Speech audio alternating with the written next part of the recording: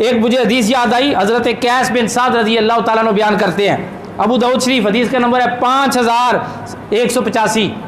कहते हैं एक दफ़ा हुज़ूर पाक सल्लल्लाहु अलैहि वसल्लम हमारे घर आए और हुज़ूर पाक सल्लल्लाहु अलैहि वसल्लम ने बाहर खड़े होकर कहा, अस्सलामु अलैकुम व रहमतुल्लाह।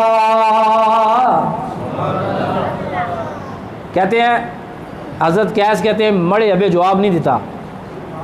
हज़रत साद बिन उबादा ने जवाब कहते हैं आहिस्ता से कहा, वालेकुम अस्सलाम व रहमतुल्लाह। हुज़ूर को आवाज़ ना आ रही।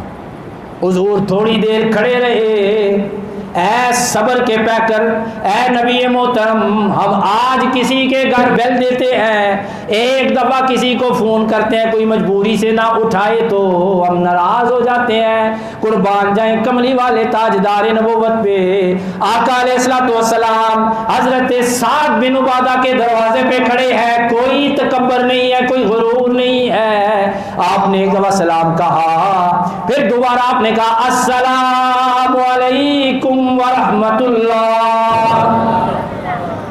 दोबारा सलाम कहा। हज़रत कैस कहते हैं अभी और फिर भी जवाब नहीं देता, यानी वालिद साहब ने जवाब आहिस्ता दिया। नबी पाक सल्लल्लाहु अलैहि वसल्लम ने जवाब दिया, सलाम किया, अस्सलामु अलैकुम व रहमतुल्लाह। तीसरी बार जब जवाब ना आया तो नबी पाक अपने वापस चलने लगे।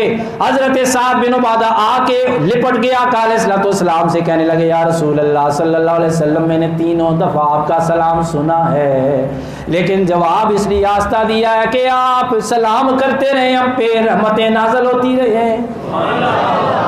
आप सलाम करते रहे, हम पे अल्लाह का करम होता रहे।